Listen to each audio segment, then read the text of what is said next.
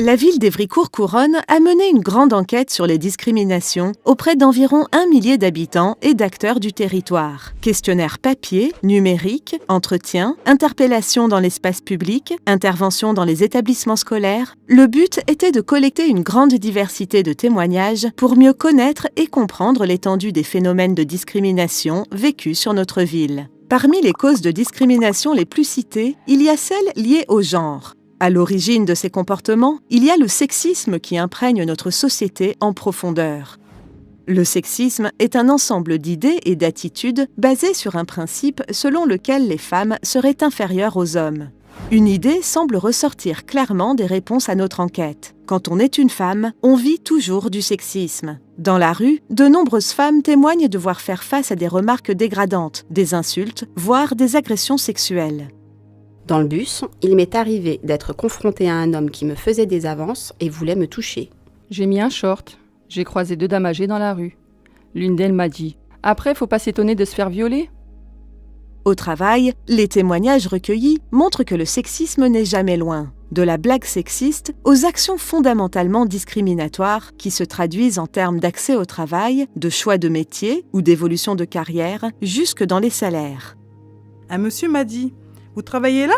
Ce n'est pas la place d'une femme, vous feriez mieux d'être à la maison. » Notre chef de service est désagréable avec toutes les femmes enceintes, c'est systématique.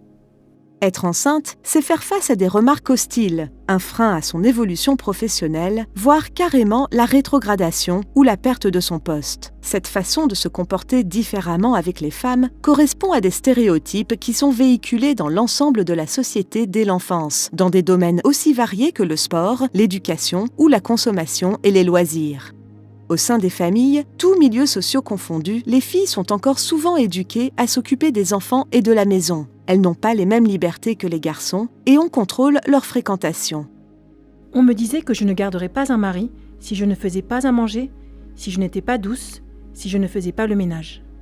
Quand j'étais ado, on me disait que je ne réussirais que par mon corps et jamais par mon intellect. Le corps des femmes est un enjeu. Il est critiqué, jugé, positivement ou négativement, et la femme est réduite à son apparence. Les vêtements en particulier sont sans cesse remis en question. Trop courts, trop longs, trop décolletés, pas assez valorisants ou trop sexy. En conclusion, quand on est une femme, on ne s'habille pas comme on veut. Quelles sont les conséquences de ces discriminations ? Leur répétition amène chacun et chacune à intérioriser l'idée d'une infériorité des femmes, comme s'il s'agissait d'une réalité objective. Les femmes évitent certaines personnes, certains lieux et certaines tenues pour essayer de minimiser le sexisme subi. Les jeunes filles sont poussées à se limiter dans leurs rêves et dans leurs projets. Le sentiment qui prédomine est celui d'être mis dans une case et de ne pas pouvoir en sortir. Pour maintenir cette hiérarchie sexiste, les garçons sont incités à tenir un rôle d'homme fort et dominant, qui finit par les mettre eux aussi dans une case.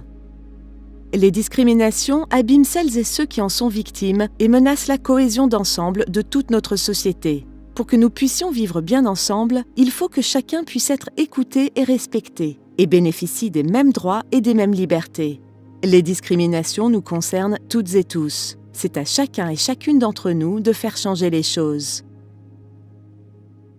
Les discriminations sont punies par la loi. Si vous êtes victime ou témoin d'une discrimination, vous pouvez saisir le défenseur des droits au point d'accès aux droits à Évricourt-Couronne, par internet défenseurdesdroits.fr.